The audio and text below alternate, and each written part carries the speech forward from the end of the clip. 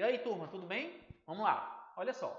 Hoje nós vamos fazer pontuação, trabalhar pontuação dentro de textos dissertativos. Preste atenção. A gente não vai ficar aqui na teoria de uso de emprego de vírgula, de emprego de ponto e etc. Nós temos uma aula no card que é mais teórica. Hoje é aula prática. Então eu vou mostrar para vocês exemplos de dissertação e nós vamos pontuar esses trechos ao mesmo tempo que a gente vai discutir o uso dos sinais de pontuação. Preste atenção, porque se você tem aquele velho problema de estabelecer a diferença entre a vírgula e o ponto no parágrafo, esse é o vídeo certo para você aprender. Do mesmo jeito, se você não consegue utilizar o ponto e vírgula, você vai aprender aqui também. Então vamos lá comigo. Mostrando aqui alguns trechos de dissertação, eu vou começar aqui por esse que se chama A Importância da Fé, certo? Nesse aqui, eu já estou deixando o texto pontuado, porque eu vou mostrar para vocês o emprego de todos eles, de todas essas palavras. Então acompanhem comigo a leitura. É muito comum ouvir dizer que a fé move montanhas. Essa força interior é necessária, pois a partir dela temos esperança de que nossos problemas são passageiros. Agarramos-nos à fé para que as dificuldades da vida sejam vividas de modo menos amargo. Por essa razão, ela nos fortalece na esperança de dias melhores. Claro que para isso é preciso aliar a fé ao trabalho constante. Também não se deve ficar à mercê de discursos vazios que certos profetas promovem para benefício próprio. Gente, nesse primeiro exemplo nós não vamos pontuar nada. O texto está bem pontuado. Eu quero que vocês observem apenas a questão da minha entonação quando eu faço a leitura do ponto e quando eu faço a leitura da vírgula. O que é que você vai perceber nessa minha entonação? Que toda vez que eu faço a leitura de um ponto, significa que eu concluí o meu raciocínio. Um enunciado chegou ao fim. Ele foi finalizado. Quando eu faço uma pausa menor, dentro de um enunciado que ainda não foi finalizado, eu vou empregar uma vírgula. Então vocês vão observar o seguinte: vírgula é uma pausa pequena, ponto é uma pausa maior, é uma pausa definitiva. É uma pausa que indica que a minha entonação de voz está finalizando o caso, está concluindo a frase. Eu vou ler novamente para vocês até a palavra passageiros, aqui, ó, e vocês vão prestar atenção na entonação. É muito comum ouvir dizer que a fé move montanhas. Fechei a frase em montanhas, por isso que eu utilizei um ponto e não uma vírgula. Essa força interior é necessária. Veja que quando eu chego em necessária, a minha entonação deixa para o meu ouvinte a impressão de que o pensamento não foi concluído. Essa força interior é necessária, olha só, pois a partir dela, imagine se eu parasse aqui, pois a partir dela, você ia perguntar, a partir dela o quê? Né? Então eu tenho que continuar. Temos esperança de que nossos problemas são passageiros. Agora eu fechei a frase, você afirmaria com a cabeça, né, dizendo que concorda ou que discorda, mas a frase fechou aí. Então, esse é o primeiro aspecto que você tem que perceber, certo? Nessa primeira frase, nós não vamos empregar o ponto e vírgula, tá bom? Primeira frase, nós não temos o ponto e vírgula. Ah, mas ainda falta a questão das aspas, né? Olha as aspas aqui embaixo na palavra profetas. Professor, esse texto está bem pontuado, está com um argumento muito bem feito, mas eu não entendi aí por que a palavra profetas tem aspas. Eu aprendi que a gente coloca aspas para indicar a voz do personagem. Calma, porque isso aí é para texto narrativo. Aqui nós temos um motivo para empregar as aspas na palavra profetas. Qual é o motivo, professor? Se você prestar atenção na questão do discurso que foi empregado no texto, o autor da redação, ele diz que a fé é importante para as pessoas, mas que elas não devem se apegar apenas à fé, muito menos se for a fé proferida por pessoas que têm, olha só, discursos vazios. Então, há uma crítica em cima de quem faz discursos vazios. Que são quem? Profetas. Mas eu entendo que profetas, no sentido literal, são aqueles enviados de Deus, são pessoas do bem.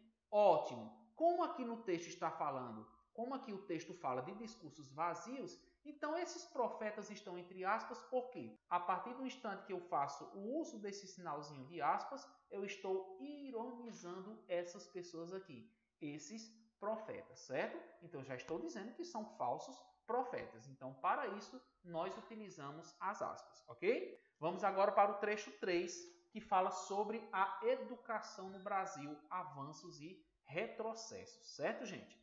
Eu vou tentar fazer a leitura desse trecho aqui sem as vírgulas, né? Não tem nenhuma vírgula, nenhum ponto. Vamos lá. Para a melhoria da educação no Brasil, são necessárias 3 coisas. Salários mais dignos para os professores, por sem isso eles precisam se sobrecarregar fazendo hora extra, o que diminui a quantidade do preparo de suas aulas, maior formação profissional desses docentes, uma vez que as teorias de aprendizagem devem acompanhar os avanços na sociedade e maior disponibilidade de acesso de estudantes a meios de comunicação de qualidade, como internet, notebooks, dentre outros equipamentos digitais que possam facilitar a aprendizagem. A gente fica até sem fôlego, porque realmente, né, a gente percebe que é muita coisa a se falar. Bom, tá aí o trecho, né? Vamos fazer a nossa pontuação.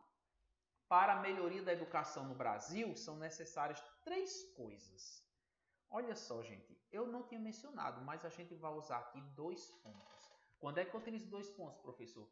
Quando na minha fala eu faço uma pausa para apresentar exemplos. Preste atenção. Faço uma pausa para exemplificar. Então, são necessárias 3 coisas para a melhoria da educação no Brasil. Eu vou dizer quais são as 3 coisas. Olha só aqui. Primeira delas, salários mais dignos para os professores. Eu vou até destacar aqui de azul para mostrar uma coisa para vocês. A segunda coisa, ele vai dizer bem aqui na frente, olha só. Maior formação profissional desses docentes. É a segunda coisa aqui, certo? A terceira, ele vai dizer bem aqui, maior disponibilidade de acesso de estudantes a meios de comunicação de qualidade. Então, nós temos aqui nesse texto as 3 necessidades, os 3 aspectos que são fundamentais para a melhoria da educação no Brasil. Certo, professor? Por que esse destaque? Porque quando você menciona essas 3 coisas isoladamente, você vai ter que empregar um outro sinal de pontuação. Se essas 3 frases em azul tivessem aparecido uma do lado da outra, eu empregaria 3 vírgulas. O que é que precisa para melhorar a educação no Brasil? Salário mais digno para os professores, vírgula. Maior formação profissional desses docentes, vírgula. Maior disponibilidade de acesso de estudantes a meios de comunicação de qualidade. Ponto. Se fosse assim, seria bem mais fácil, porque você exemplificou, você colocou os sinais de pontuação necessários e fechou. Porém, além dele mencionar os elementos, ele justifica. E aqui eu vou mostrar uma coisa importante para vocês. Vai entrar a vírgula e vai entrar o ponto e vírgula. Vamos lá. Para a melhoria da educação no Brasil, são necessárias 3 coisas. Salário mais dignos para os professores, vírgula, pois sem isso, vírgula, eles precisam se sobrecarregar fazendo hora extra, o que diminui, hora extra, vírgula, o que diminui a qualidade do preparo de suas aulas. Ponto e vírgula. Professor, não é um ponto não, porque o senhor encerrou um pensamento? Não. Aqui eu coloquei um ponto e vírgula, por quê? Porque eu encerrei um raciocínio, porém, eu ainda tenho outro exemplo para fechar essa explicação aqui marcada por 2 pontos. Olha só, gente, o ponto e vírgula aparece como uma pausa intermediária. Ela é uma pausa maior do que essa da vírgula, que vocês já viram, porém, ela não é uma pausa tão grande como a do ponto, que define o enunciado, que finaliza, que diz que eu encerrei meu raciocínio e pronto. Aqui eu só encerrei o exemplo do primeiro assunto, certo? Eu só encerrei o exemplo do primeiro assunto. Eu empreguei esse ponto e vírgula porque esse texto já tinha vírgulas. Então, quando é que você vai utilizar o ponto e vírgula? Quando você já mencionou na frase anterior uma vírgula e agora que você vai terminar essa frase, você não fechou o enunciado. Então, o ponto e vírgula vai ficar entre a vírgula e entre o ponto. Vamos para frente para você entender mais. Segundo exemplo, maior formação profissional desses docentes, vírgula, uma vez que as teorias de aprendizagem devem acompanhar os avanços da sociedade. Ponto e vírgula. Por que não ponto, professor? Porque veja que eu ainda vou mencionar o terceiro exemplo, certo? Então, ponto e vírgula é para indicar que há uma pausa maior ligando uma oração que já vinha com vírgulas, certo? Se eu colocasse aqui uma vírgula, essa pausa seria do mesmo intervalo de tempo dessa aqui. Mas não, é uma pausa maior, porque eu vou começar um terceiro exemplo, certo? Veja que no terceiro exemplo eu digo maior disponibilidade de acesso de estudantes a meios de comunicação de qualidade, vírgula, como internet, vírgula, notebooks, vírgula, dentre outros equipamentos digitais que possam facilitar a aprendizagem, ponto. Então você observa isso aí, olha só. Comecei com 2 pontos, porque eu vou mencionar os 3 exemplos.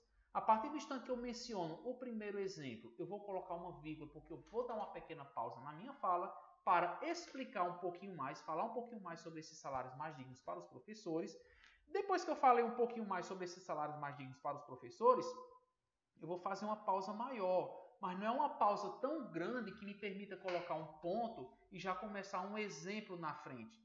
Eu posso até dizer para vocês que em determinados textos, as pessoas preferem utilizar o ponto.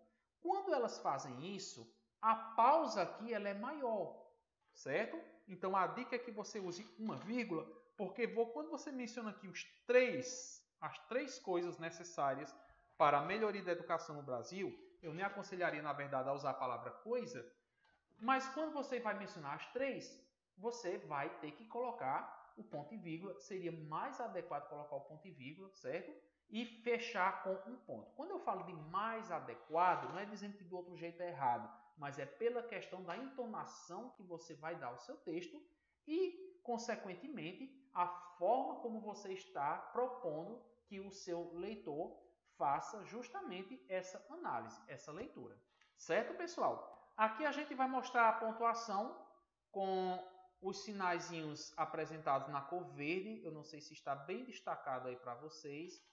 A corzinha verde, qualquer coisa vocês aproximam um pouquinho mais. Olha, nós temos o ponto e vírgula, nós temos aqui a vírgula, nós temos aqui uma vírgula também, que eu vou colocar aqui a cor verde.